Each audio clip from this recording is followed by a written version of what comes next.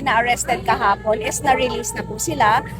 Yung pong isa natin na yung bus driver po natin is hinayaan na lamang po ng ating police since part naman po ng trabaho daw niya yung nangyari. So pinatawad na po niya. Yun naman pong nanapak is ina-identify pa po ng ating police kung yun po talaga yung nanapak sa kanya. So at chine-check pa po natin yung mga available na CCTV, and then yun naman pong dalawang nag-cause po ng tulakan ng gulo is chine-check pa rin po natin kasi kung anong grupo talaga po sila kabilang, kasi ang pangit naman po kung ma-identify natin sila sa grupong ito kung hindi naman po sila members or hindi po talaga sila kasama dun sa mga nagpo-protesta dito kahapon.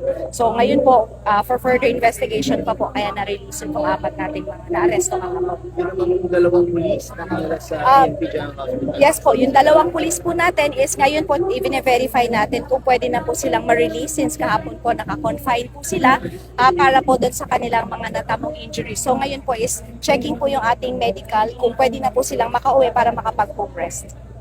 Kanina po itinanggal yung booth.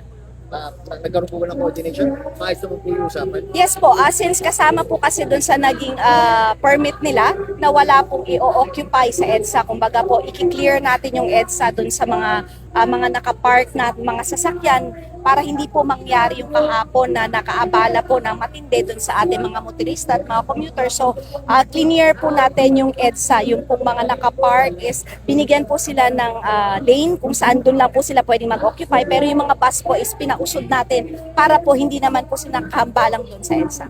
Ilan ang deployment natin?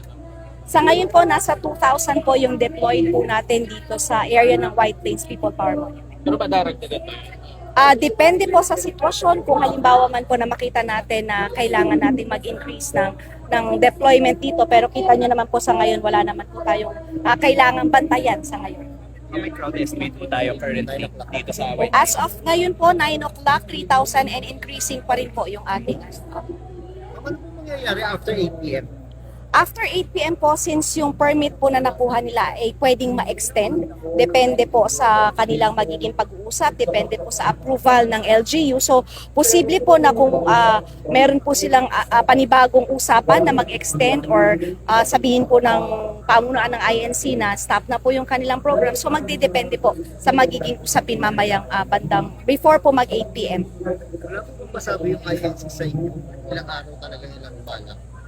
Wala pa po silang sinabi kung ilang araw po yung yung plano nila na magstay po dito. Pero sa ngayon po ang ine-expect natin is hanggang 8 p.m. po based sa permit na hawak nila.